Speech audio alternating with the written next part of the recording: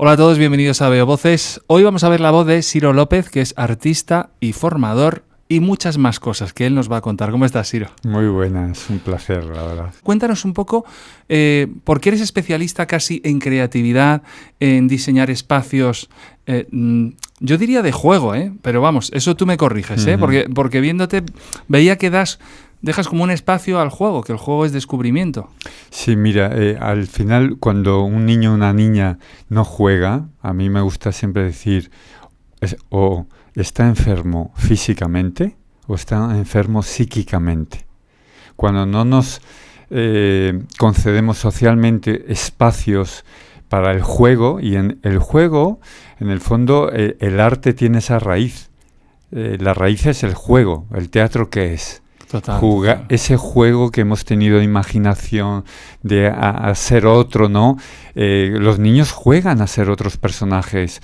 Tú eres la profe, yo soy no sé qué, de roles, ¿no? El juego es lo que nos permite sentirnos vivos.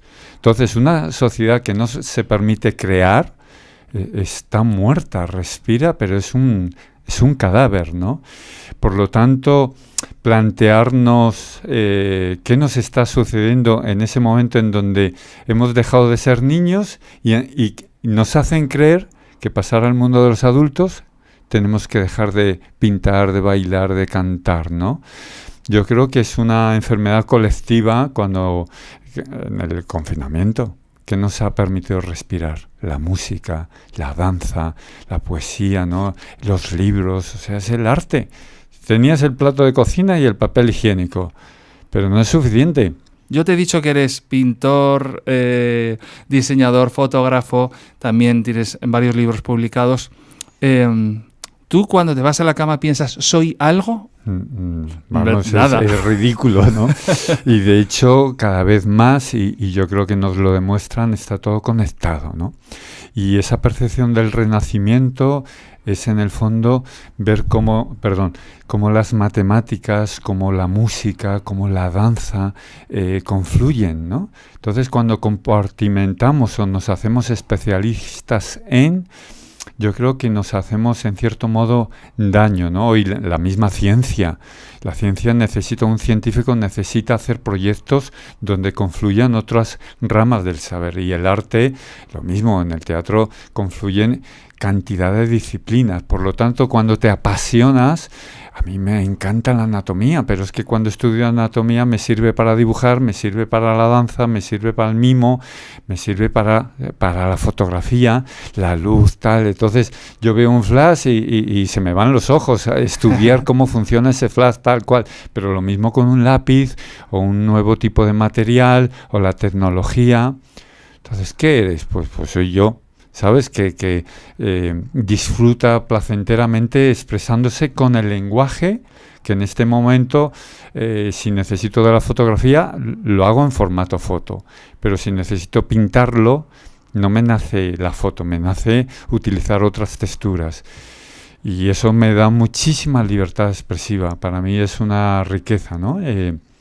Y es verdad que la vida no te da. O sea, yo necesitaría vivir 3 vidas, ¿no? Para ir, porque tienes que estar en un aprendizaje constante y es increíble el talento que hay también a tu alrededor. Hay gente que es increíble. Entonces, querer aprender para mí es ahí, ¿no? Una persona que disfruta aprendiendo. Mira, me acabas de traer este libro y me gustaría que me dijeras cómo has llegado hasta aquí, por ejemplo, hasta Nos miran. Pues mira, nunca mejor dicho, es un espacio, para mí un libro es poder compartir con lectores y con otra mucha gente. Es el fruto de muchísimos años donde he estado pintando y eso son horas y horas, ¿no? Y para mí es como un proceso colectivo. El cuadro muchas veces se entiende como algo individual. Tú estás solo pintando, es un plomazo, ¿no? Es un aburrimiento, horas y horas. Y sin embargo yo lo vivo como un proceso muy colectivo. Pinto en material de desecho, entonces la persona, mis amigos, ¿no? Me llaman, oye, mira que he visto una lavadora aquí, no sé qué. Entonces, mira esta silla tal, y me envían fotos. Entonces, esa persona, yo siempre digo que está pintando el cuadro, ¿no? o la persona que posa en la sesión de fotos, Claro. o la persona que me ayuda a montar la exposición para las visitas guiadas con los colegios. Entonces ese es un fruto más de ese proceso muy largo, ¿no? De hecho, este libro fue uno de los primeros que fue autoedición, y fue una persona que dijo, mira, eso tiene que estar impreso para que llegue a las escuelas tal, pongo el dinero, ¿no? Yo digo, vamos, Qué bueno. para mí. O sea, al final te das cuenta que hay gente que cree que merece la pena estar en ese proceso y digo, pues sí, este cuadro es colectivo, ¿no? Aquí han pasado por estas pinceladas mucha gente que ha ido dando pinceladas desde el silencio, desde la generosidad, o sea, es una maravilla, ¿no? Y es muy acertado que hables de la obra como proceso colectivo. El otro día estaba aquí Petra Martínez y decía, el espectador es el editor de la obra de teatro. Y me pareció una frase maravillosa. Y te vuelve, lo que te va diciendo el espectador, el público, luego te llega de un modo que retroalimenta la siguiente creación. O sea, es un ciclo de la vida, es como en la naturaleza, ¿no? Que las hojas se convierten en alimento del propio árbol, o sea, es todo un ecosistema, ¿no? Yo digo, el cuadro no finaliza cuando lo firmo. Es ahí cuando se hace libre la obra y pasa a formar parte del público, de los niños, ¿no? Hay niños pequeños que me han devuelto unas frases, un tal que, claro, yo digo, madre mía, es el mejor, ¿sabes? Mensaje que me puede llegar, mejor que cualquier crítica en un periódico. Y dices, y tiene 5 años. Claro, ¿no? sí, Entonces sí. digo, es un lujo, ¿no? Cuando hablabas del ciclo, de lo que te da el espectador, de la retroalimentación, de que es una cosa que nunca acaba para la siguiente obra, yo pensaba, pero tienes que estar también muy atento, ¿no? Pero yo creo que si estás en esa actitud de escucha, de observación y de respeto también por el público y de admiración al público, ¿no? Y cuando digo al público es luego también un público personalizado, con nombre y apellido, ¿no? Que te llega. Y muchas veces no nos llega todo. Claro. Pero es increíble lo que del otro lado se genera.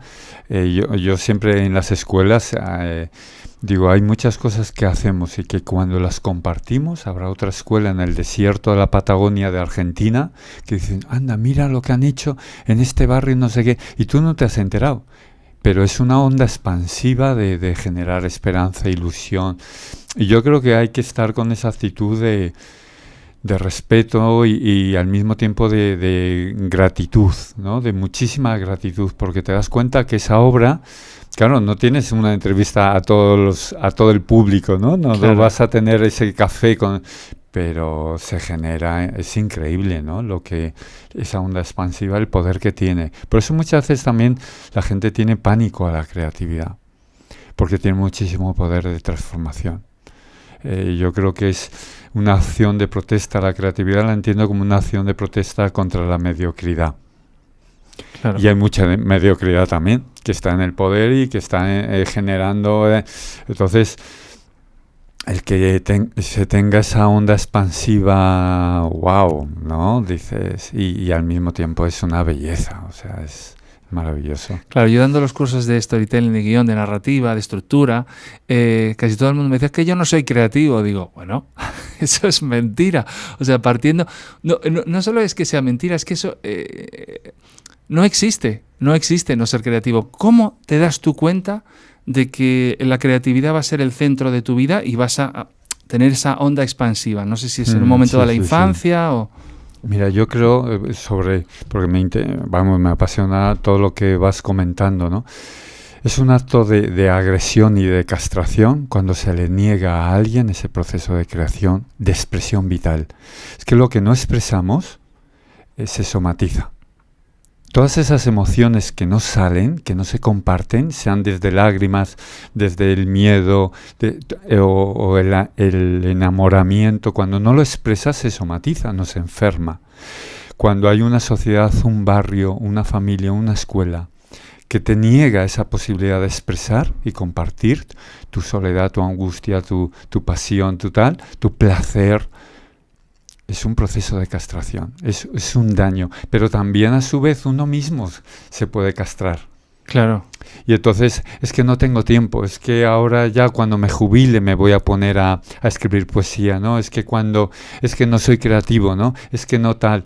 Es mentira. Es todo un discurso que nos han ido también, ¿no? Lo hemos ido leyendo una y otra vez y no lo hemos creído, ¿no? Yo personalmente desde niño siempre he estado jugando, tal, siempre se me dio bien dibujar y me decían, el niño que dibuja bien.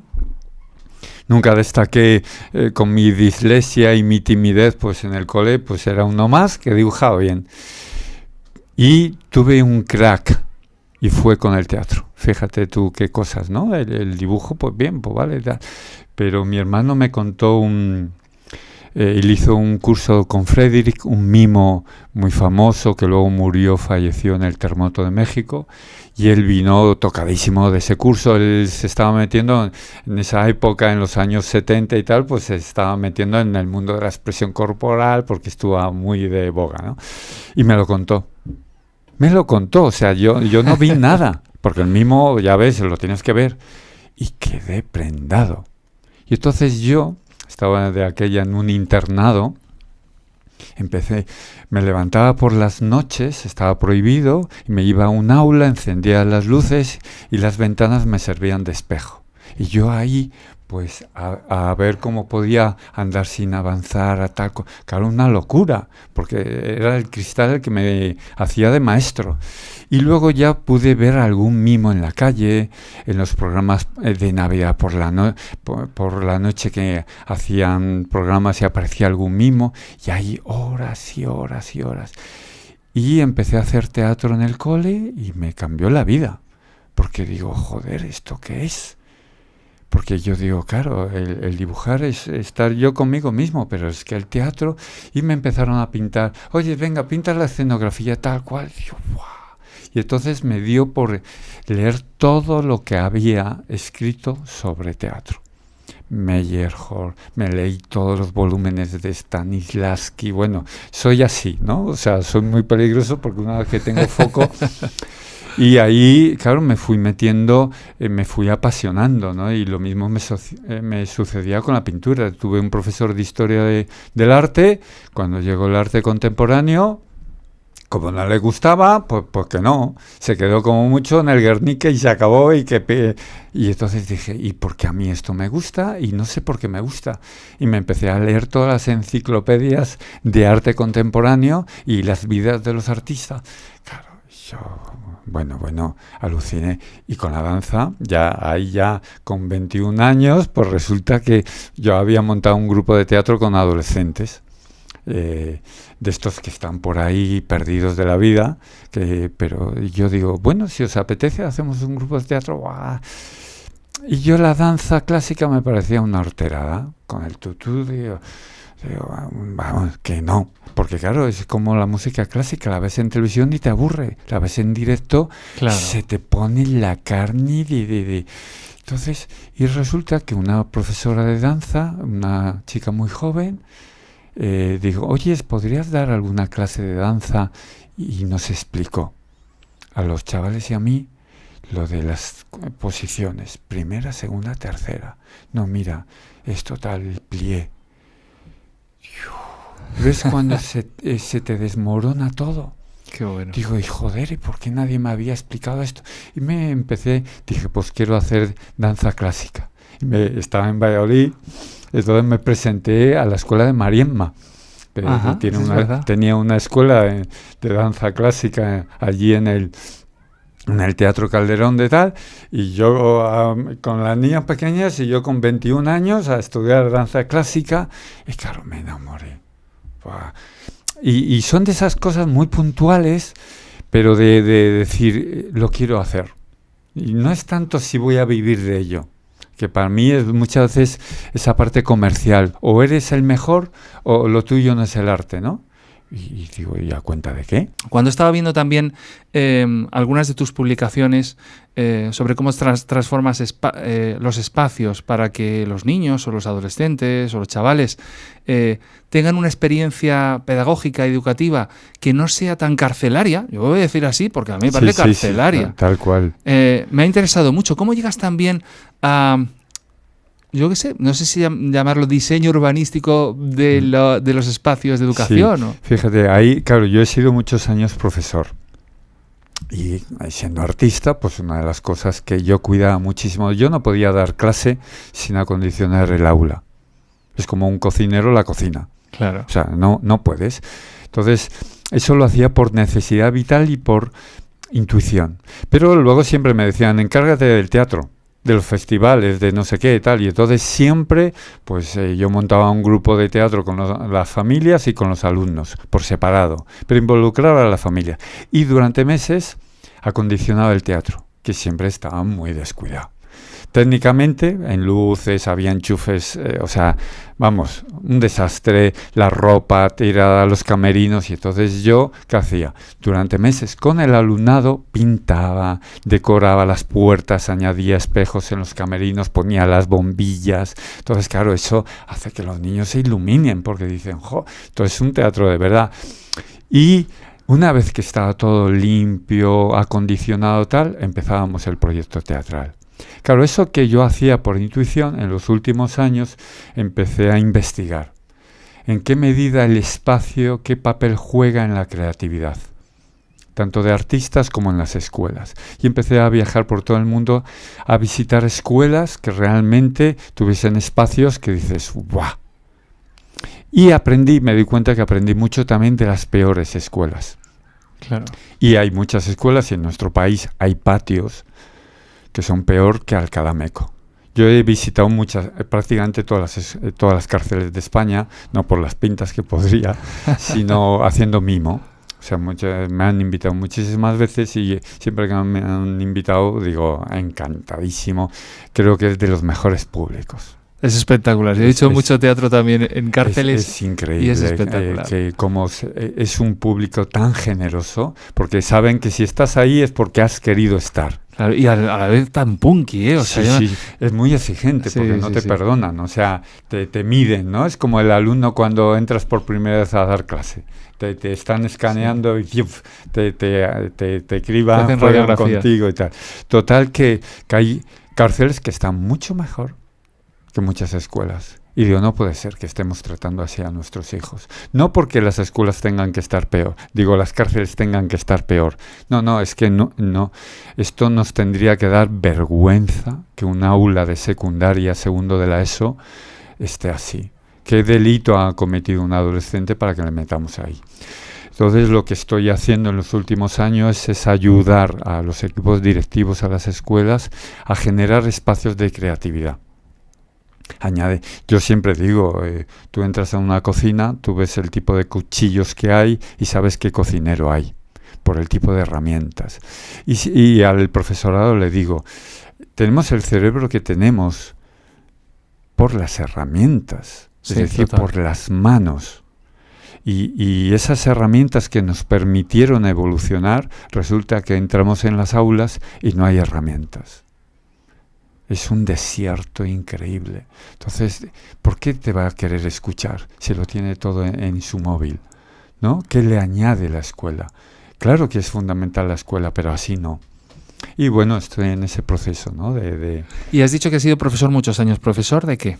Bueno, he tenido una vida muy entretenida. He dado clase de ética, estuve estudiando filosofía, pedagogía, psicología los 3 primeros años comunes, luego estudié teología, entonces he dado clase de dibujo, he dado clase de religión, de ética y bueno... ¿Y por institutos, por colegios? Pues mira, he estado en institutos, he estado tanto en la concertada como en la pública y eso me ha permitido saborear muchísimos ambientes en formación profesional también. Entonces, claro, he aprendido tantísimo, ¿no? Al estar en distintas ciudades, porque también he tenido una vida donde he viajado muchísimo y eso me ha enriquecido muchísimo. A mí la adolescencia y la infancia son edades que me atraen, o sea, me preocupan y me atraen muchísimo y ahí me involucro, ¿no? Por eso todo el proyecto artístico de pintura y tal, siempre estoy pensando en mis libros, estoy siempre pensando. Ahora voy a publicar uno en Ahora en noviembre va a salir uno sobre emociones al desnudo, que son fotografías de desnudos, donde voy abordando distintas temáticas que tienen que ver con el cuerpo, junto con textos que ha escrito diferente gente que ha vivido lo que trato en la imagen. Y eso quiero que se trabaje en los institutos, desde el suicidio, desde el canon de belleza, desde la soledad, el miedo, bueno, todo ese contenedor de emociones, junto con fotografías donde se aborde el tema de la belleza, pero desde también emociones, muchas veces desde el dolor, ¿no? Por eso esas herramientas muchas veces no están. Y me gustaría que estuviesen, ¿no? Que se trabajasen. Es apasionante, ¿eh? Vuelvo a repetir la web de Siro, sirolopez.com, ¿no? Porque ahí podéis estar al tanto de las nuevas publicaciones, los cursos, etcétera. Yo saqué a mi hija de un instituto por el aula, cómo estaban puestas las mesas, por la primera reunión con el tutor, donde solo me dijo las normas y lo que no podía hacer mi hija. Y no me dijo nada más, solo lo que no puede hacer mi hija, y va a estar aquí 7 horas al día en un sitio que era espantoso y que tiene unas posibilidades de arreglo tan buenas, con tan poco dinero o nada, que podría ser un espacio que digas, joder, cómo me mola entrar aquí, porque las ventanas bien, tal, aquí se va a morir como si fuera una planta. Sí. ¿No piensas que está muy bien que crees y diseñes estos espacios, pero que tendríamos que tener una visión más global? O sea que... Mira, al menos en mi modo de trabajar, no es que yo voy a crear un aula específica. Para mí es toda la escuela. Claro.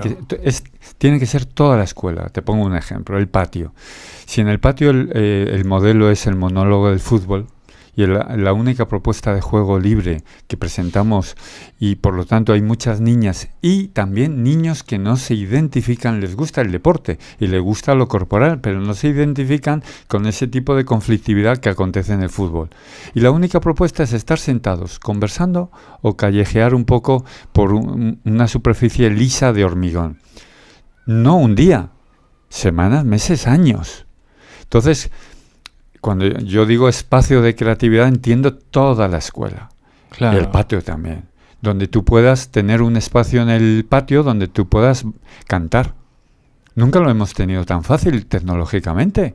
Un enchufe y con muy poco dinero tú puedes tener calidad musical. Y que suenen los bajos y que tal cual. Y que puedas leer, un espacio lector. Pues yo, por ejemplo, insisto mucho en los cuartos de baño. Total, de los colegios. Total. Yo insisto muchísimo en los comedores, que parecen granjas de pollos. Total, eso como letrinas. Buche, ¿no? Sí. Entonces, eso es degradante, o sea, eso es un atentado contra. Por lo tanto, cuando digo creatividad es generar un espacio que te escucha, que te respeta tu diversidad, donde un niño, si quiere estar solo, pueda y no tenga que pedir permiso, sino que tú estés confiando y delegando la responsabilidad. La responsabilidad está en el niño, que sea autónomo y autosuficiente, y por lo tanto no es un aula donde yo lo pongo potito, como muchas empresas, ¿no? Pero luego te obligo a meterte en esa celda y que cuando tenemos una reunión, no sé qué, no sé cuánto, nos vamos a ese aula, sí, VIP. Sí. Claro, eso es postureo, ¿no? Es como cuando en algunos sitios tenemos huerto escolar, ¿no? Y ponemos unas regaderas, llevamos a los niños, nos hacemos unas fotos para Instagram y ya tenemos huerto. No, perdona, un huerto no es eso. Claro. Eso es postureo, ¿no? Y entonces, esas tendencias modas, lo mismo el teatro, ¿no? Antaño, en los años 70, los mejores teatros estaban en las escuelas, porque se entendía que era una herramienta pedagógica. Hoy ya no hay ni tan siquiera se concibe un espacio teatral. Las nuevas escuelas que se están construyendo no tienen teatro. Y como mucho, un lugar para dar una conferencia, y la gran innovación es un croma. Hombre, porfa, ¿sabes cómo te digo? Total. A mí eso me duele porque te dices, no estamos entendiendo pedagógicamente lo que necesitamos, ¿no? Profundamente. Entonces hay cosas del ayer que tenemos que recuperar y cosas del hoy que evidentemente nos lo ponen muy fácil. Porque hoy un micro de estos puede estar en las escuelas. Podemos tener una radio. Nunca ha sido tan fácil tener una radio, ¿no? Claro, un podcast como esto. Mira, Estados Unidos, que nosotros nos fuimos 3 años a la costa oeste y es un país tremendo, o sea, es brutal. Te pone en modo supervivencia. Pero una de las cosas muy buenas que tenía es justo de lo que hablabas. no había concepto de patio, sino de lo que está en el exterior y lo que es en el interior, y cómo se utilizaba y cómo se compartimentaba, pero de una manera que ordenaba espacios para la creatividad. De repente había el open mic donde tú podías cantar con escenario los miércoles, tal, y vamos todos a ver quién cantaba, porque incluso no se sabe hasta el último momento. Estaban el espacio donde se podía bailar, estaban los clubes donde se podía leer, pero se organizaba, o sea, te decían, mira, aquí puedes hacer todo esto que a ti te mola hacer y que sabemos que te gusta hacerlo. Vas a conocer a otra gente que te gusta, que puedes hacerlo. Estaba muy organizado por clubes, aunque parezca muy anglosajón. La experiencia de mi hija, por ejemplo, en el conservatorio, fue que pudo relacionarse incluso... Marina viene pues de un ambiente agnóstico nuestro, y se pudo relacionar con distintos grupos de distintas religiones que en el fondo la enriquecieron muchísimo más su visión cosmogónica, ¿no? Para decirlo de una manera pedante. Y yo decía, joder, qué cabrones en esto, porque en el fondo lo que te dan es el espacio, te dan la oportunidad. No eres un friki porque de repente quieras improvisar o cantar. Lo del monólogo del fútbol ha sido una tragedia para muchos chavales que decían, hostia, si no hago fútbol. Cuando hablas de no poner bonito las cosas, pero de que los chavales creen un espacio, una atmósfera, para que luego allí puedan crear, es algo que yo creo que es una tragedia urbanística. Lo comento con Olga, con mi chica, constantemente, pero no solo en las escuelas, es que es en las calles, las aceras. Es como si es un atentado. En contra de quien lo habita. Total. Ya digo, es increíble la falta de sensibilidad. Y luego, yo insisto mucho en la belleza. Total. O sea, ¿por qué tienes que estar trabajando en un lugar tan cutre? Le digo al profe. Eres tú también, no solamente el crío. Ahora, por ejemplo, desde nuestra asociación Sunny Clown, ¿no? De payasos de hospital y demás, una de las cosas que se está ya, por fin, es que en los hospitales se está introduciendo la belleza. En pasillos, en el quirófano. Y no solo porque estamos hablando de un hospital infantil, también para los adultos, y a mí me gusta insistir, es que eso ayuda al médico, al equipo de enfermería y al equipo de limpieza, ¿no? ¿Por qué? Porque tienen que soportar una cantidad de tensión, de dolor, de conflictividad, y por lo tanto necesitas respirar. ¿Por qué te enamoras de alguien? No solo una belleza física, hay una belleza mucho más, hay muchas cosas que confluyen, ¿no? La naturaleza, ¿no? ¿Por qué nos inspira? ¿Por qué necesitamos acudir a ella cuando estamos en crisis, ¿no? O cuando estás enamorado, ¿dónde vas? Pues al parque, ¿no? Entonces, ¿por qué no naturalizar la escuela? ¿Por qué no naturalizar las ciudades? Y es esa belleza, yo suelo también poner el ejemplo, ¿no? Altamira. Tenían ya tecnología, estaban diseñando esas puntas, ¿no? Tallando, y hoy sabemos que contenían la proporción áurea. O sea, no es solamente la efectividad de que pinche, claven y maten al... No, es que cuidaban la proporción. Dices, ¡guau! ¿No? Bien, vale, tecnología. Pero esa tecnología evoluciona, esa herramienta se hace todavía más eficaz a lo largo de los siglos, pero sus pinturas siguen siendo tan impactantes ayer como hoy. Esos bisontes te ponen, vamos.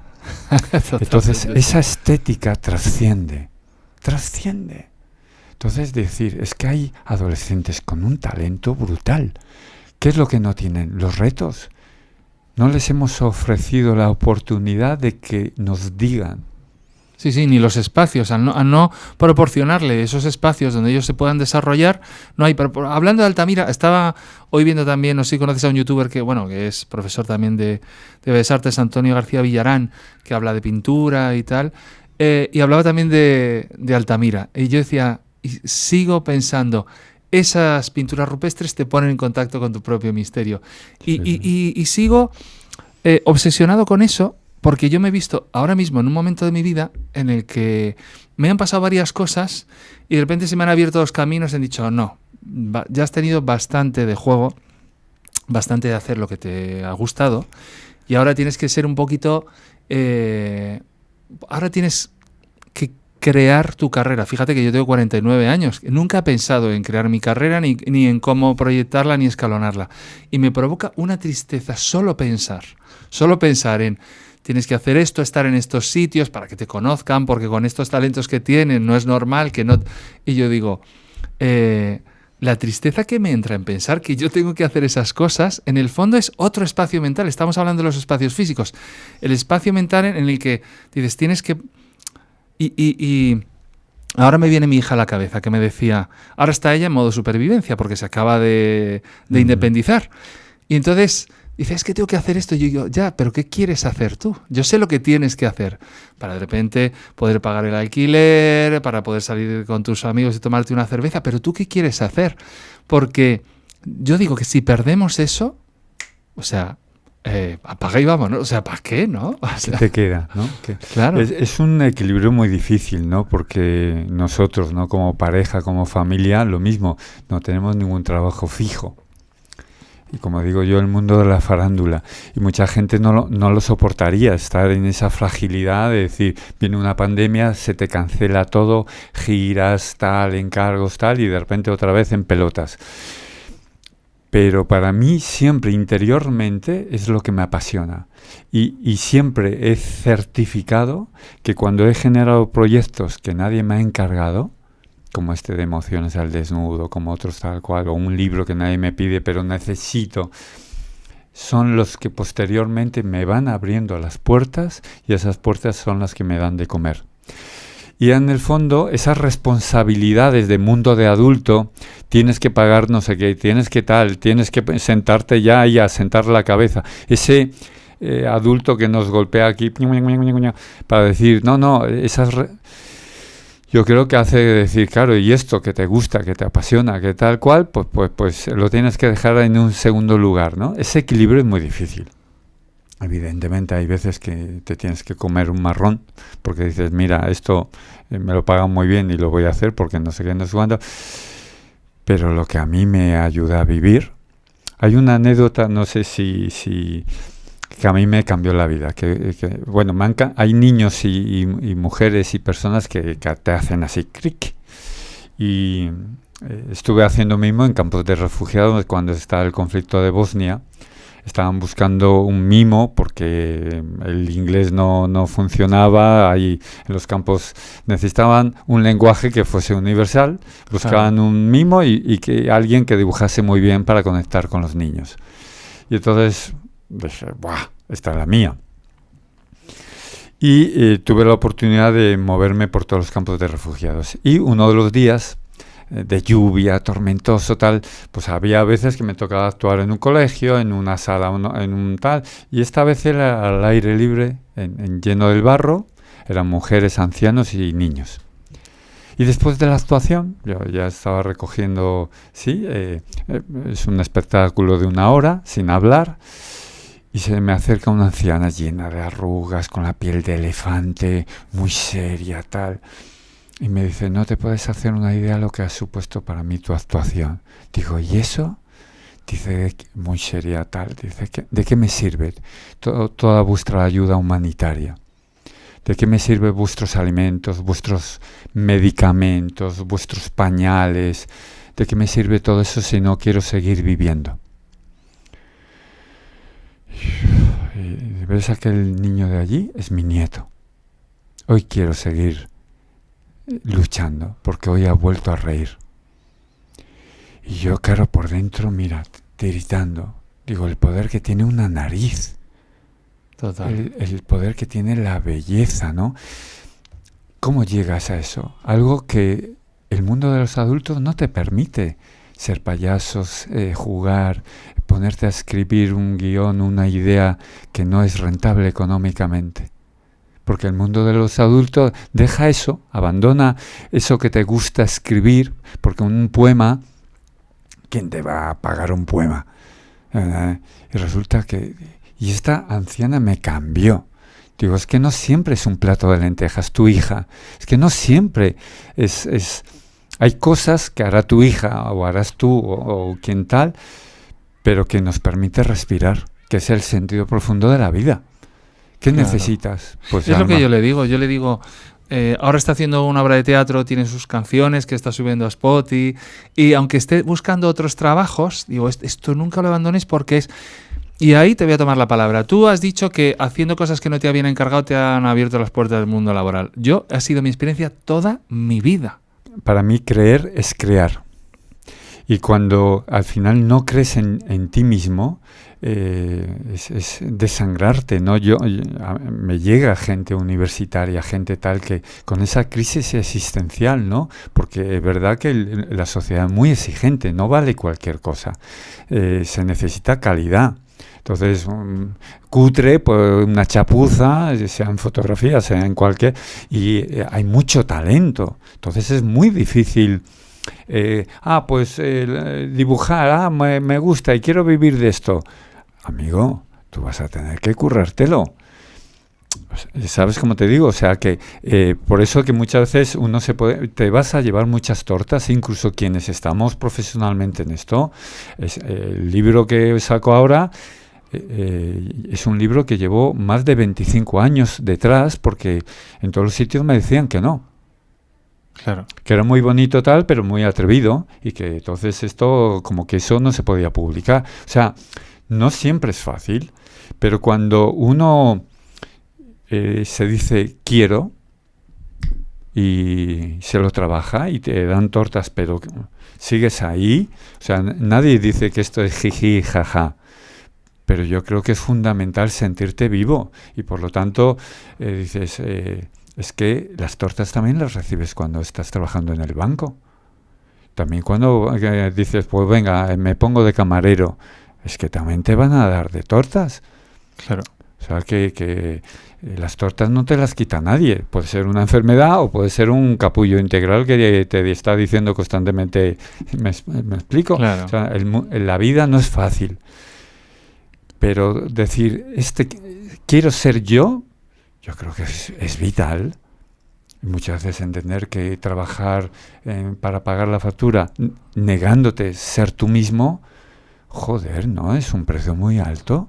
Muy alto. Ese precio no se puede pagar. Yo lo tengo clarísimo, ¿eh? Cuanto más años cumplo y cuando hablo con mis hijos y yo debería hacer esto, digo, no. O sea, es que hay... Quiero decir, venimos de un entorno muy privilegiado, podemos hacer miles de cosas. Cuando a mí me interesó la fotografía, me fui a estudiar por todo el mundo con Rinko Kawauchi, con Alex Soth, estuve con Michael Ackerman porque me volví loco, igual que tú te leíste todas las biografías, digo, yo ahora ¿cómo no voy a hacerlo? Si tengo la posibilidad de hacerlo. A mí, yo me considero una persona apasionada. Eso es, apasionado me gusta más que obsesivo. Sí, me apasiona. Entonces,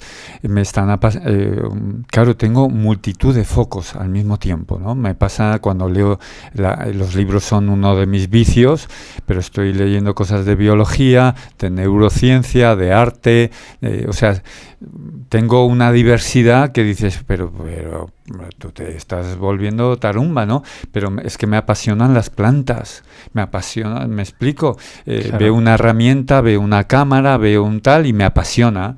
Entonces, y no lo veo como una pérdida de tiempo porque estoy picoteando en cantidad de cosas, es que es placer. Claro. Para mí eso es un placer que no quiero perdérmelo.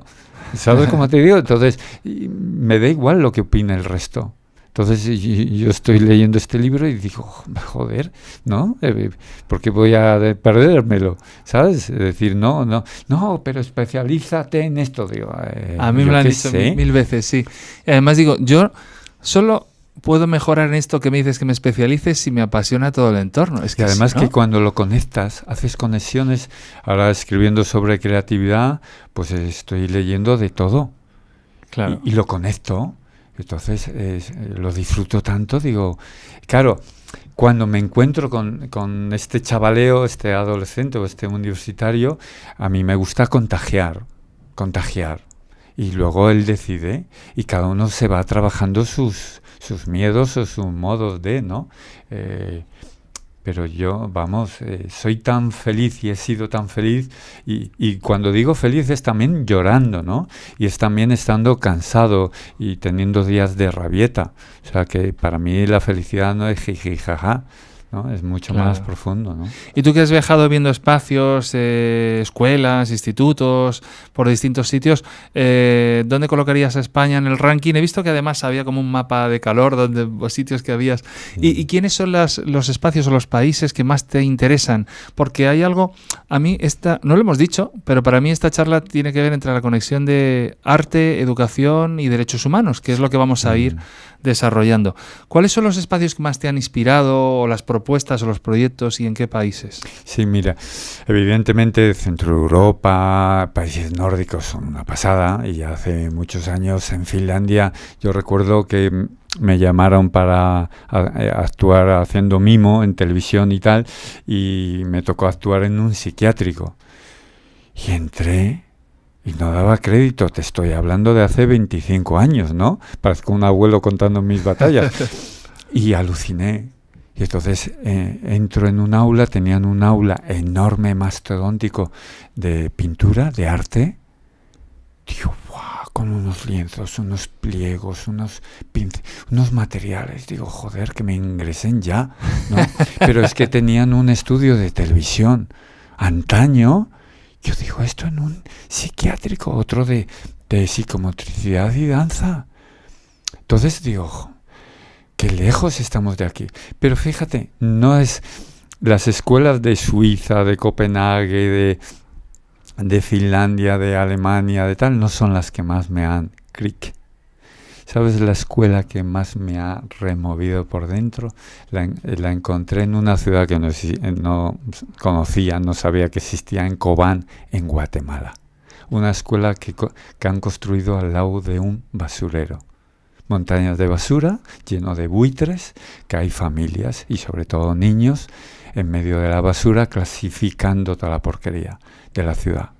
Y han construido una escuela. Cuando entro en la escuela, claro, hay muchas escuelas en barrios aquí, en El Pozo, en Vallecas, en La Cañada, sí. O sea, hay lugares, no hace falta irse muy lejos, ¿no? Para visitar La Cañada, sí.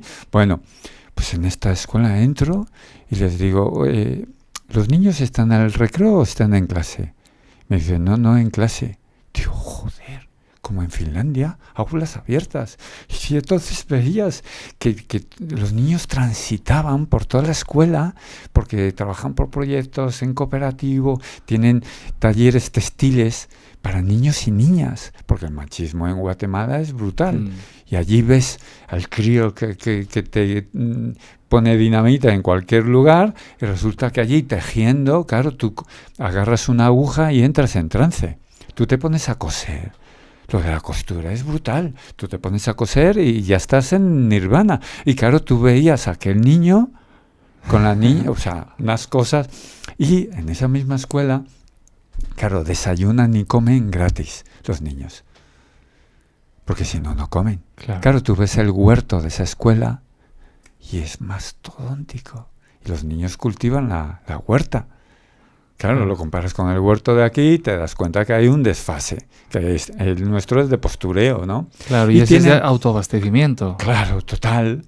Y tenían una casita a mano izquierda, nada más entrar en la escuela, y estuve un mes ahí trabajando porque el que lo lleva, Sergio Godoy, muchas veces viene a Europa a buscar financiación.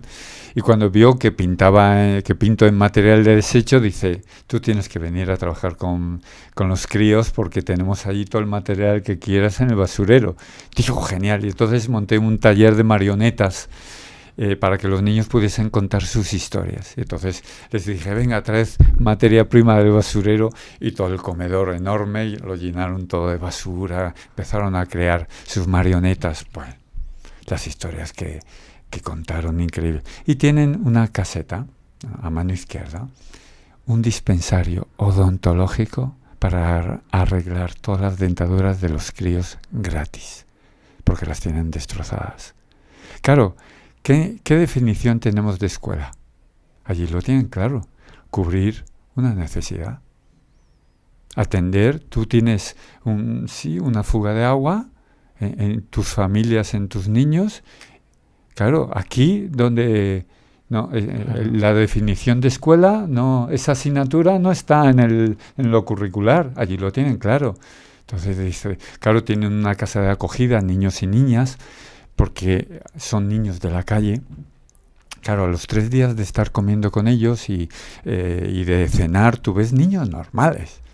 Claro, cuando te empiezas a enterar del currículum de esos niños, se te saltan las lágrimas. Claro, y gran parte, para que veas que existen los milagros, ¿no? Porque gran parte del profesorado que ha terminado su licenciatura y está dando clase en esa escuela, resulta que fue niño de esa tal, ¿no? Y entonces te das cuenta que la violencia, las violaciones, las vejaciones, dices, ¿estos niños tienen futuro? Hay una escuela que te está diciendo tu vida merece la pena, a pesar de no haber podido elegir dónde nacer. Por eso que el arte, bueno, la belleza, la escuela, ¿no? Qué bonita escuela. Pero es un bonito que al niño le están diciendo. Y cuando esos niños han terminado y acaba estudiando Derecho, ¿no? Y claro, estudia Derecho para pelear por un país mejor, ¿no? O sea que, esas escuelas te cambian la vida. Mira, aquí tengo... bueno. ¿Ves? Algunas... Sí, algunas Esto páginas es uno de tus libros, ¿no? Sí. Esencia, el libro Esencia sí, la verdad es que está teniendo muy buena acogida. Y me gusta mucho este círculo virtuoso, que en vez de vicioso, virtuoso, que hemos de motivar la creación en el centro, motivar, conectar, construir conocimiento y reflexionar, pensamiento crítico. La verdad es que, y lo que acabas de contar, sí es verdad que vivimos en una burbuja. Lo que acabas de contar me conecta con los derechos humanos, tu preocupación incluso porque los soportes donde pintas sean pues cartón, material reciclado, o incluso he visto ahora cuando has entrado unos circuitos electrónicos que tiran de toda la basura que generamos electrónica, ¿no? De máquinas tragaperras. Sí. Voy conectando la historia del objeto que ha desechado como algo inútil. Alguien lo ha tirado porque ya no sirve. Para mí ese objeto tiene una vida, una historia, una narración. Claro. Hay un cuento, ¿no? en ese objeto, sea un cristal roto, sea una silla que tiene las 3 patas rotas. Para mí el objeto es como un espejo, ¿no? Y entonces trato de pintar, conectar el objeto con la persona que luego voy a pintar. Y es increíble cómo uno de los últimos cuadros que he pintado es esta anciana de Bosnia. Resulta que la he pintado su rostro en una tabla de fregar, de estas de madera antiguas de nuestras abuelas, sí, ¿no? Que desgastada con la suavidad del jabón, ¿no? Que está ya en todos los poros de la piel de la tabla. Y puse en las redes sociales, oye, si alguien tiene una tabla de estas tal, cuanto más estropeada mejor, me interesa que tenga grietas, que tal cual. Y me lo comparte, bueno, pues tengo la tabla que la tengo aquí guardada de mi abuela, y luego ella misma me comenta, ¿no? Como esa tabla la tiene en su casa porque es toda una historia de cuando ella ha tenido un momento de crisis, de lágrimas, y el fregar le servía de terapia, ¿no? El focalizar, claro, todas sus tristezas con el agua y con las manos, ¿no? Digo, madre mía, la historia de la tabla con la historia de la mujer que estoy retratando. Y así son todos mis cuadros, ¿no? El objeto tiene su propia vida, ¿no? El teatro del objeto al final, ¿no? Sí, además acabo de ver un vídeo en YouTube sobre el proceso de un cuadro que pintas en cartón y con un cúter haces como una especie de reverberación o de resonancia. Sí. ¿Cómo te planteas? ¿Por qué dices, necesito con el cúter hacer...? No es un borrador, es reflejarlo de una manera y con el óleo de otra. Sí. Fíjate, cuando estuve, ese anciano lo conocí en la India. Son personas reales con las que me voy encontrando. Y tú, ¿no?, haces foto y te la traes para retratar, ¿no? Entonces, por un lado, si son personas que digo, oye, o que encuentro en la calle, o que son amigos, tal, y les pido que posen, o personas que me he ido cruzando en los viajes, ¿no? De forma fortuita o lo que sea, y Y este anciano me encontré con él en Bombay. Tuve una experiencia muy, muy, muy espiritual. No estuvimos hablando en absoluto, no sé inglés, esa es mi gran laguna, mi gran pobreza. Y en la India, la gran parte de la India tampoco sabe inglés. Entonces cuando nos encontramos, porque son claro, millones de personas con unos dialectos es increíble, ¿no? Entonces me encontré con él y nos estuvimos comunicando con la mirada.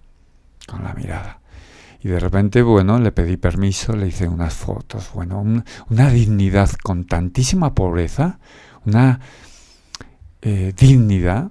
Entonces cuando, claro, pintar su tristeza, su pobreza, su fragilidad y su fortaleza entre cartones, porque es que hay mucha gente que vive entre cartones en la India, en mitad de las alcantarillas, en mitad de los laterales no sé si has tenido oportunidad, ¿no? En la India es brutal, es lo mejor y lo peor. Claro, yo tenía muchas ganas por esto del yoga. Practico yoga desde los 15 años, entonces yo tenía la India de forma idílica y me llevé unas tortas porque claro, me fui a trabajar a un basurero y ¡buah! Lo pasé muy mal, muy mal. Y entonces quería pintar entre cartones, porque creo que me indigna mucho, me hace sentirme impotente cuando veo a alguien durmiendo en la calle. Y me siento impotente porque digo, no sé qué hacer bueno, lo llevo muy mal. ¿Y el sistema de castas también supongo que...? Sigue existiendo porque a pesar de que hay una ley que lo prohíbe, te das cuenta que es una frase que no es real. Bueno, te podría hablar horas de mi experiencia de la India. Al pintarlo, cuando ya lo estaba pintando, digo, esa parte de... Por un modo de decir, dibujar con un cúter. Digo, porque es un acto de agresión. Y digo, nunca he dibujado con una cuchilla. Digo, es una agresión, ¿no? Que tengamos personas que duermen en la calle es un fracaso como sociedad. Es como cuando vamos a un país y hay niños pidiendo en la calle. Aquí, pues, esto no se ve, pero es como un niño que suspende en un cole, es un fracaso de la escuela, no del niño, de la escuela, porque ese niño es inteligente. Hay algo en el sistema que no le está permitiendo. Bueno, total. Entonces digo, venga, voy a dibujar la misma persona para que fuese evidente que esa tristeza es un fracaso de todos.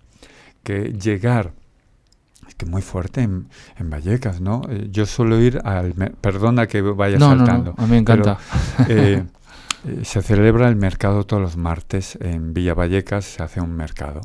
Y voy al final, porque es un campo de batalla, de cajas de fruta, de plásticos, de cajas de zapatos, y siempre hay objetos rotos, tal cual, que me sirven de inspiración para mis creaciones, ¿no?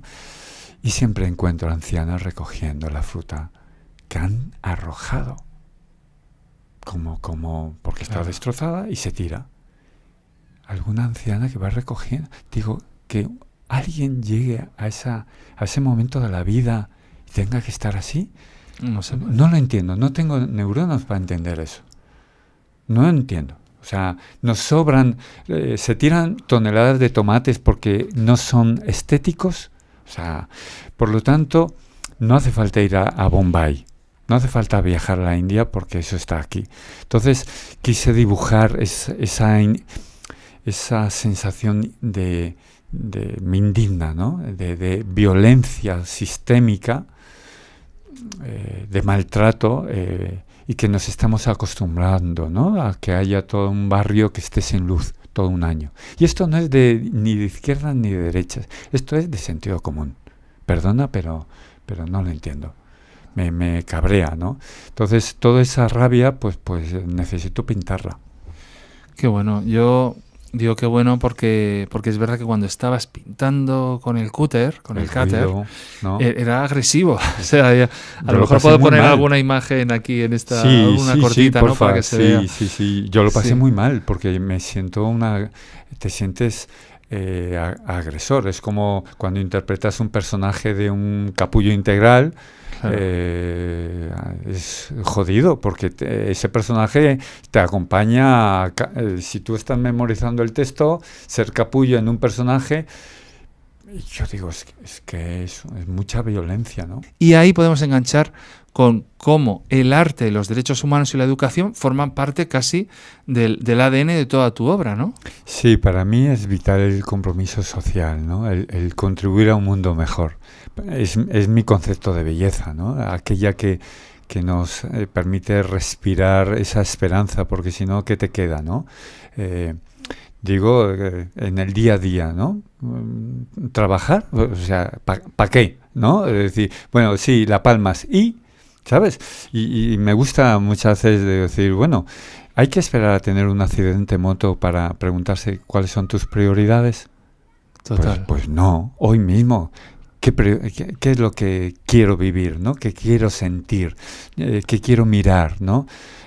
Porque quiero descansar. Es que nuestra sociedad es una alta velocidad que no nos está permitiendo ni descansar, ni sentir el cuerpo, ni... Entonces, el entender que el arte está para ese contribuir a un mundo mejor, a mí me planifica, ¿no? Aunque sea un muy poquito, hay pequeños detalles que lo es todo, ¿no? Digo, si esta mujer supiese, esta anciana, supiese el bien que me hizo, ¿no? ¿Quién ayuda a quién? Fue ella la que me hizo clic. Claro. Que me cambió la vida, fue ella, ¿no? Entonces, porque muchas veces en los derechos humanos se habla de 3 artículos, son 30 artículos. Y se pasa olímpicamente de tal, porque luego podemos llegar a verdaderas barbaridades. Bosnia estuvo al lado de Italia, un conflicto, se dijo después de la Segunda Guerra Mundial que esto no se iba a repetir, se ha vuelto a repetir una y otra vez, ¿no? Entonces, ¿qué mundo le entregamos a nuestros hijos? Del que nos podamos sentir orgullosos, ¿no? Claro. Y yo creo que en eso, afortunadamente, hay mucha gente. Hay mucha gente que no es noticia, pero está dando lo mejor de sí. Y yo quiero estar ahí. Punto. Se acabó. Viendo los extractos de algunas de tus publicaciones, he leído como una anécdota muy chula de una madre que vino a decirte, oye, mi hijo quiere ser pastor, no sé qué cojones hacer con esto. Fue maravilloso que tú le dijiste... Sí.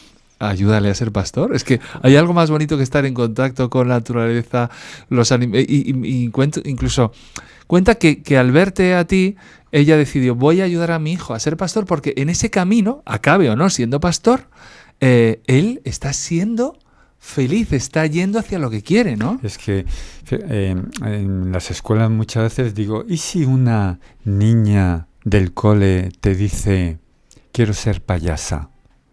¿Qué mirada recibe? ¿Qué comentarios? ¿Qué burlas? ¿O aprobaciones o respeto? ¿Realmente es posible? ¿O se le dice, ay niña, lo que te queda, ¿no? Para aprender, ¿no? Como, qué fracaso. Y entonces siempre digo, ¿no? Mi mujer es payasa. Y claro, todo el auditorio, todo el congreso se echa a reír como diciendo, ¿no? Como casi un insulto, una burla, ¿no? Entonces esta madre se me acerca. Dice, es que con los ojos enlagrimados, es que mi hijo quiere ser pastor. Y tenemos una oveja en casa. ¡Qué genio! Wow. ¡Qué genio! Mira, claro, nos dimos un achuchón y digo, porfa, o sea... eres lo más. Y le estaba ayudando además haciendo como con los huevos de las gallinas. Sí, no, luego nos volvimos a ver y me dice, no, ya tenemos una incubadora en casa. Qué bueno. Madre mía, esos son madres, ¿no? Sí, porque te das cuenta, es que necesitamos de los pastores. Necesitamos que alguien lo viva no como un fracaso el ser pastor, sino justamente desde la dignidad de ese arte, ¿no? De contemplación. Es un monje, el estar en la montaña, es un Buda, ¿no? Es un zen ahí, en plena naturaleza. Entonces, es una profesión de tanto respeto y dignidad, ¿no? Que una madre, ¡buah!, ¿no? Te la comes a besos. Y claro, que haya espacios donde eso sea posible, pero que en el discurso, Claro, ahora parece que todos tenemos que ser programadores, porque el mercado demanda que las escuelas ya estén diciendo que todos los niños tienen que programar. ¿Y si un niño... ¿Me explico? Yo creo que esos pequeños gestos, esas grandes preguntas, ese estar despierto, vivo, merece la pena, ¿no? El no dormirse, el no decir, bueno, da igual, ¿no? Total, una más, ¿no? Pues no es lo mismo, ¿no? Y me siento a gusto y feliz de querer estar ahí, ¿no? Con ese... Porque hay lugares en donde ya no quiero estar. Quizás porque nos estamos haciendo mayores, ¿no? Estuve unos años trabajando como director de arte en una revista y hubo un momento en donde se generó un ambiente muy competitivo, tal. En un día tomé la decisión. Hubo una reunión y dije, se acabó. Al día siguiente dije, me voy. Y habíamos recién tenido a mi hija. Y la gente no entendía, pero si acabas de ser padre, ¿cómo te vas a quedar ahora en pelotas, no? Digo, pero es que la libertad que te da, ¿no? Esa vulnerabilidad, ¿no? Pero te hace libre. Es decir, mira, si trabajamos juntos, sí. Pero si quieres esta silla, siéntate ahora mismo. Me pasa igual. Pelearme, ahora no quiero trabajar con determinadas personas y estar... que esa energía ya no la quiero vivir. Entonces quiero rodearme de un contexto, de un ecosistema en donde lo disfrute el día a día, ¿no? Por eso que momentos como este y momentos tan sencillos como compartir un café o acompañar a tus hijas al cole o leer un buen libro o de repente gastar años en un cuadro que luego alguien hace así, son unos segundos. Solo los va a mirar unos segundos. Es increíble, claro, ¿no? Tú vas al Museo del Prado, ¿no? Y digo, ¿cuánto tiempo va a contemplar tal? Y hace así y pasa. Son horas y horas y claro, horas que se ha pegado Zurbarán en pintar eso. O el bosque está ahí. Tal cual, ¿no? Pero ese tiempo me ha sanado. O sea, esos años que yo he estado con ese cuadro me sanan. Claro. Me hacen mejor persona. Lo quiero vivir, aunque sean unos segundos, ¿no? Total. Y cuando hablabas de derechos humanos, que dices que se hablan de 3, pero son... ¿Cuántos has dicho? 30 artículos. Me he acordado de que José Antonio Marina, que es profesor y filósofo, habla de los derechos humanos como una creación del hombre, una creación maravillosa, arbitraria totalmente, como que la luz roja te paras en un semáforo. Y entonces quiero seguir conectando el arte, derechos humanos, educación. ¿Qué relación tienes con las redes sociales y qué peligros crees que entrañan? Porque estás en contacto con gente que está ahora en ese momento, sí, ¿no?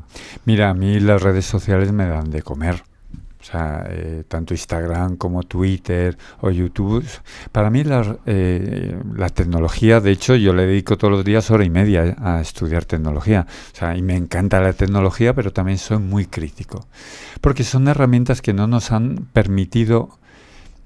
No hemos tenido tiempo para saborear ese equilibrio ético entre lo que nos ayuda, nos hace bien o lo que nos hace daño. Al igual que otras cosas, hemos tenido como humanidad un proceso, ¿no? de averiguar qué nos hacía daño o no. Esto es a tal velocidad que una nueva generación de repente se encuentra con una herramienta y si no tiene un acompañamiento, un contexto, unos referentes, pues le puede destruir. Le puede empujar así, ¡cling!, al suicidio o a la fragilidad. A la autolesión, a la depresión, a la ansiedad. A despreciar su cuerpo al mirarse al espejo o a necesitar el reconocimiento de los demás constantemente, y cada vez el striptease es mayor, ¿no? Entonces, la línea cada vez es más estrecha. Me encanta que hayas dicho striptease, porque estaba buscando un título para una nueva obra y que se llamaba Porno Doméstico. Y digo, no quiero que se llame Porno Doméstico, no por mí, sino por los programadores, y creo que voy a utilizar el striptease. Sí. Yo tengo una pantomima que es un striptease. Es un striptease. Que me voy quitando todo y no se ve nada, son solo gestos y la gente te acaba viendo desnudo total, ¿no? Claro. Es muy divertido. Sí, Y yo creo que, fíjate, el comportamiento de los adultos en las redes sociales, no es ya el adolescente, nosotros mismos. Te das cuenta que hay gente muy mayor, con mucha carrera, mucho título, y que hace unas tonterías, no tonterías porque se hace el besito en redes, no, dices, pero ¿cómo cuentas esto, no? ¿Cómo compartes algo que tú saldrías por la calle enseñando tus fotos? No. Pues porque lo haces en las redes, ¿no? Si no sé Claro. qué. Tú irías por la calle contando tu dolor porque lo compartes en redes, ¿no? Y te das cuenta que no nos hemos permitido un tiempo para reflexionar qué nos ayuda y qué no. Y aquí, pues, claro, es que va a tal velocidad que nos podemos dar de tortas, claro. Bueno, y eso conecta con otro tema que me interesa mucho, que es cómo el arte te acerca a la espiritualidad. Porque yo he visto aquí, por ejemplo, que tienes... sí, casi... el de... El libro de Cuerpo y Sangre y Cara y Cruz. Sí, claro, sí, que es que son libros incluso que se acercan a la espiritualidad desde un punto de vista casi marketingiano y crítico, ¿no? Sí. O sea, ¿qué papel crees que juega la espiritualidad en gente que está creciendo cuando el mundo material de los likes, de la dopamina, del exhibicionismo, en el que yo de repente tengo unas movidas conmigo mismo, digo, qué exhibicionista, qué ególatra, ¿por qué he compartido esto? Justo de lo que estabas hablando. ¿Cuál es mi motivo? ¿Por qué necesito esto? ¿Por qué estoy enganchado a que estén mirando una cosa que yo nunca enseñaría, como acabas de decir? O sea, me has dejado hecho polvo, porque estaba repasando mi feed de Instagram, digo, es que yo lo sabía, qué asco. ¿Crees que nos falta espiritualidad, ya sea una religión que tenga sus dogmas o una manera de conectar contigo mismo? Para mí está muy conectado, por ejemplo, voy a buscar una metáfora con el tiempo, ¿no? Es tal cual. Cuando hay una alta velocidad es como un termómetro de la escasez de espiritualidad. Y la espiritualidad no tiene nada que ver con lo religioso. Fíjate lo que te estoy diciendo. Pero lo religioso viene de realidad, que respirar, ¿no? Puede que sí, puede que no.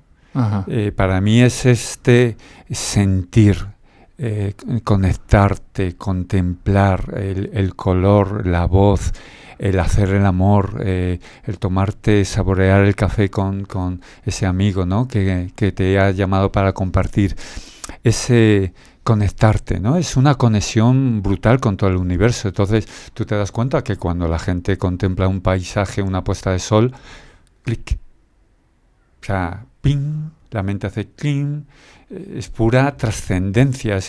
Pero ya digo, no estoy hablando de una divinidad triangular, estoy hablando de que hay una pling. No sabes muy bien, contemplas el fuego, estás con las chuletillas, ¿no? Y la gente de repente hace cling y se queda atontada con las llamas, ¿no? Esa conexión. Y la mente, ¿qué hace? La mente está activa como el corazón, está todo el día ahí, sí, pero en activo hace cling. Sí. Y entonces nuestra vida, nuestro modo de vida en una sociedad de consumo no nos permite conectarnos con el otro, con el crío, con el anciano, con el petirrojo que se acaba de acercar un poquito más, ¿no? No hay tiempo. Y no hay tiempo no hay espiritualidad. Y entonces buscamos alternativas. Entonces esa alternativa muchas veces para sentir lo mismo hormonalmente, químicamente, porque esta espiritualidad es hormonal. Es una química en nuestro cerebro, es electricidad pura, ¿no? Es energía. Entonces buscamos recursos para sentir lo mismo, para estar con ese... puede ser el alcohol, puede ser una droga, puede ser no sé qué, puede ir de tiendas, ¿no? Necesito ir de tiendas hoy, ¿no? Porque necesito sentirme vivo. Y claro, cuando te encuentras gente que lo que hace es, ¿no? El coraje, la valentía de desprenderse, ¿no? Porque estás sintiendo esa plenitud. Dices, joder, ¿no? Pues hay gente que vive así, que es capaz de encontrarse con esta profundidad de vida, ¿no? Para mí la espiritualidad va por ahí, no es tanto un tema de litúrgico, ¿no? Sí, que los ritos nos vienen bien porque los ritos nos conectan con la comunidad. Hace patente, ¿no? Escenifican, es ese gran teatro escenifican la necesidad de celebrar la vida, celebrar la muerte. Claro. pero claro, para celebrar ese dolor o ese quererte, tienes que antes vivir ese Claro. amor, ¿no? Yo estoy muy en contra de la introspección porque nunca encuentro nada. Claro, yo lo vivo, o sea, para mí el proceso de creación es puro trance. Claro. Y yo siempre digo, es para mí más potente que hacer el amor, o sea, es un momento constante donde pones el foco, lo pones todo en un estado donde sí, igual que cuando sales en el escenario, tu mente está... ¡fua! Sí. Otros momentos de la vida bla, bla, bla, tienes distracciones, ¿no?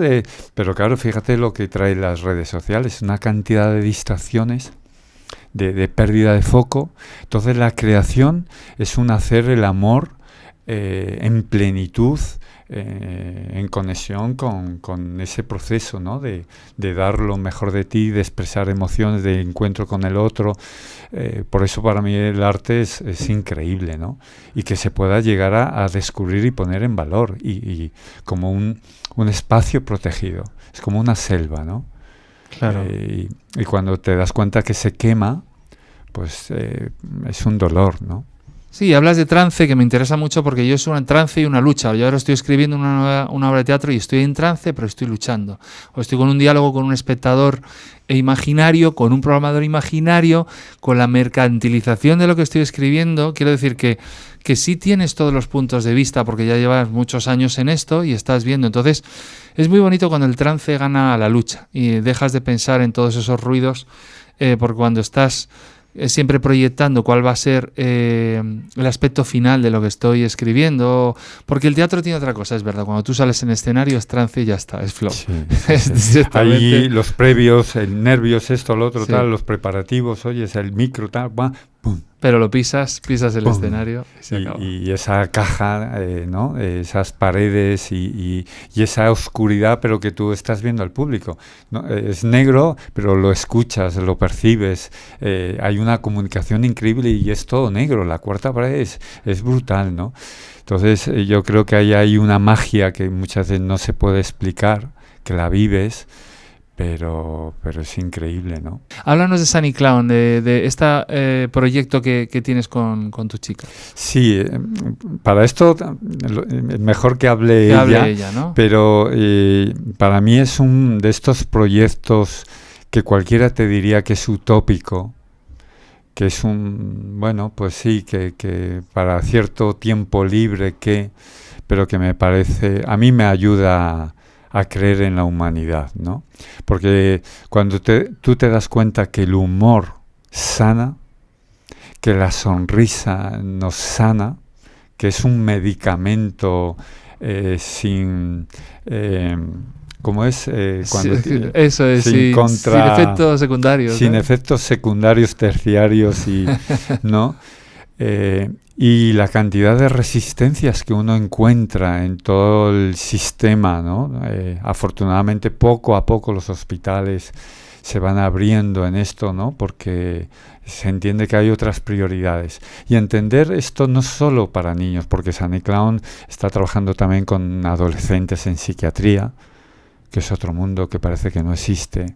Pero es increíble, ¿no? Cómo están aumentando los suicidios, que se trabaja también con adultos en diálisis, en tal. Entonces, es de una belleza y al mismo tiempo te ríes y lloras a la vez, ¿no? Porque cuando estás acompañando en paliativos, pues muchas veces no quieres estar ahí, ¿no? Porque tú tienes niños como padre, dices, es que hay otro que está viviendo algo que tú no quieres ni por asombro pensar que eso existe, ¿no? Claro.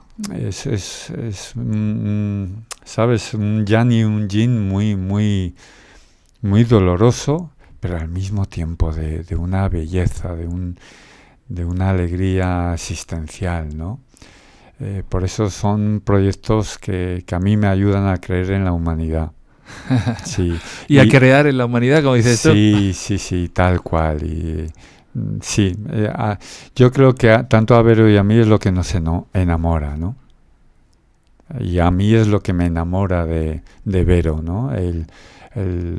Su opción vital, ¿no?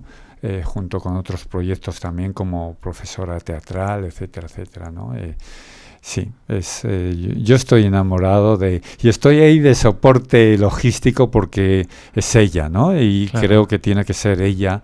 Y yo estoy ahí a lo que haga falta, ¿no? En la trastienda, que hay que diseñar un cartel, ¡pum! Que hay que no sé qué tal, que hay que lo que haga falta, pero yo creo que es una historia muy bonita, como dicen en Argentina, muy linda, ¿no? Que es una palabra muy, muy linda. Pues ya hablaremos entonces de Sunny Cloud con Vero, sí, por favor. Y podremos profundizar más en eso. Hablando contigo, sí que he sido muy consciente de cómo yo rebajo todo este lenguaje, el lenguaje de atrévete a desarrollar tu creatividad en la vida. No tiene por qué ser en las artes escénicas, en la música, puede ser en cualquier disciplina, en los servicios, en la ingeniería.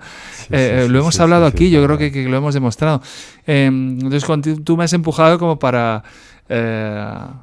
decir de manera rotunda que es una tristeza y, como tú decías, es un fracaso renunciar a tu propia creatividad. Tú que eres artista, eres docente y estás comprometido con los derechos humanos, ¿cuáles son tus próximos proyectos? O sea, ¿en qué estás para terminar esta charla? ¿Con qué sueñas últimamente? ¿Y cuáles son también tus pesadillas? ¿Qué te da miedo, si es que tienes? Que yo tengo muchos miedos, soy muy fatalista. ¿Y qué cosas te ilusionan mucho? Bueno, me enamoran cantidad de cosas y cada vez me voy enamorando de más proyectos. Suelo llevar 6 o 8, 10 proyectos a la vez. Joder. Entonces, ¿qué pasa? Que hay proyectos que en tiempo, por ejemplo, ahora estoy haciendo un proyecto fotográfico sobre libros. El libro como objeto, los libros, ¿sabes cómo te digo? Entonces voy haciendo fotos y voy buscando gente y voy pidiendo, ¿sabes? Y entonces eso no sé para qué, ¿no? Nunca estoy pensando si esto va a servir para algo o no. Me apetece hacerlo, lo hago, ¿no? Estoy ahora escribiendo otro libro sobre creatividad y, por lo tanto, como se ha escrito muchísimo, quiero aportar algo que no se haya hecho, ¿no? Estoy también investigando sobre el románico, es otra de mis pasiones. Todo el tema del arte, la Edad Media me apasiona, entonces soy muy friki en eso. Hice un máster de estudios medievales y estoy ahí de la tira de años, claro, recorriendo, documentando. Yo me meto en una biblioteca y desaparezco, es así, ¿no? Entonces es otro de los proyectos. Con lo de la pintura, pues ahora en breve tendré una exposición en Cataluña, en Barcelona. Ah, qué bueno. Y entonces varios cuadros están yendo itinerantes por varias escuelas de Cataluña.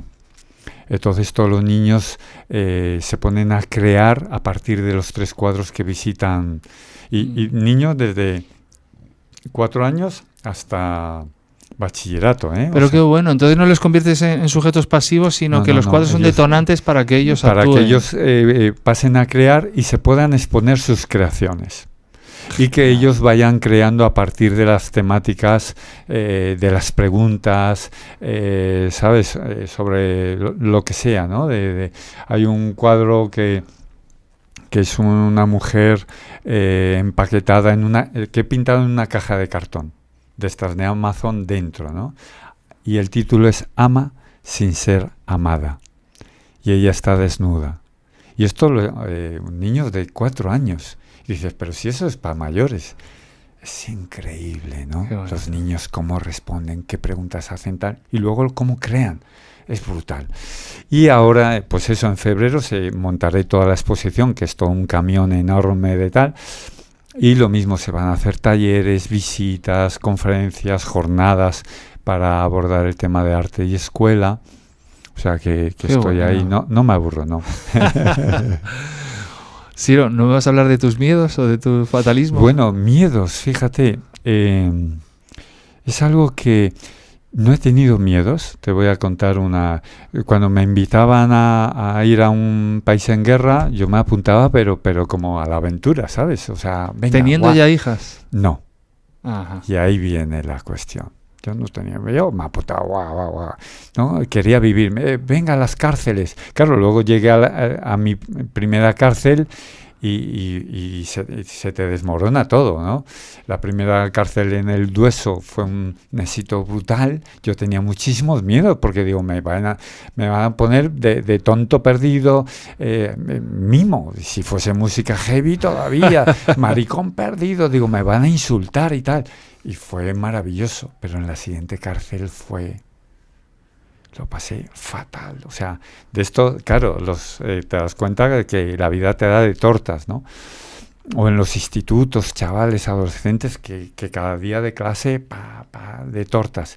Entonces, cuando tengo mis hijas, unos miedos que jamás, tío, pero como mi mente, cruzar la calle. ¿Tú lo puedes creer? A mí igual. O sea, un bebé, claro, tú tienes un bebé. Digo, ¿pero esto qué es? Digo, si esto no me lo han contado. Claro, yo escuchaba a las madres, a las mujeres embarazadas, y me emocionaba porque eso no lo puedes vivir. Y los padres, como somos tan sosos, pues claro, no se verbaliza. Digo, joder, ¿pero esto qué es? Yo una cosa, digo, madre mía. O sea, un antes y un después. Pero, amigo, los miedos. De repente cruzar la calle, y no con la bebé, yo solo, y hacía así, miraba para arriba, para abajo, o sea, cámara 360 grados, porque digo, no me puede pasar nada. Totalmente. Conducir, temblando, despacito, parecía un abuelo de 80 años, y entonces no me reconocía, porque digo, yo no he tenido miedos, y de repente ahora estoy cagado, o sea, no hay día que no esté temblando tal cual. Estoy mirando, escaneando toda la casa para que no haya ningún objeto pequeñito. No sé qué. O sea, no me reconocía. Y ahora me sigue pasando. Mi hija adolescente y de repente notó, digo, ¿sabes? Y digo, claro, me lo tengo que trabajar. Digo, esto me tengo que hacer terapia. Porque esto me tengo que trabajar mis patologías. Pero ¿de dónde me vienen si no las tenía? ¿Por qué de repente ahora sí? Y eso es muy jodido porque te das cuenta que hay cosas que te vienen y no te las esperabas. No te las esperabas. A mí mi chica me ha dicho también, a terapia, estás acojonado y nunca has sido así, siempre has sido muy libre. Me alegro tanto de que compartamos miedos y esto no estaba, no lo habíamos hablado para nada. Sí, debe ser algo también muy natural, esta cosa de la fragilidad, ¿no? Claro, y un rol que no pensábamos que íbamos a hacer, que es de padre protector, porque yo pensaba que iba a ser el padre que trabaja fuera de casa, trae el dinero, los ve nacionales del vaso. Como nosotros no hemos sido ese tipo de padre, hemos descubierto una afectividad con los hijos maravillosa, al mismo tiempo ha traído unos demonios, yo creo, que es muy interesante, porque has dicho, me lo tengo que trabajar y hay que trabajarse. Hay que trabajárselos porque los proyectas, porque ¿no? Tal cual, y se hace un daño terrible y luego los hijos no nos pertenecen, son ellos, su vida es su vida. Y te das cuenta que yo estoy constantemente queriendo evitar que vivan pues un fracaso, un no sé qué, un tal, porque queremos lo mejor. Sí. Y dices, pero es que así no se ayuda, ¿no? Sí, es muy difícil porque nadie te educa para ser padre. Claro. Y es todo un reto, ¿no? Oye, pues muchas gracias, Siro. Por favor. Nos vamos a cenar. O sea, un rato, de verdad, a mí, ¿ves? Son de estas cosas de entrar en profundidad, así, sin preparativos, a mí son los regalos de la vida. Entonces, de verdad, gracias por este regalo. Nada, muchas gracias a ti. Sí, lo voy a dejar aquí en la web para que la gente... Sí, y al Instagram, como hay varios Ciro López es verdad. Y periodistas y cosas así, que muchas veces me traen de la calle de la amargura, ¿no? Es verdad. Pues nada, _Ciro López, _ en Instagram y demás redes, y un placer. Muchas gracias, de verdad. Muchísimas gracias. A ti.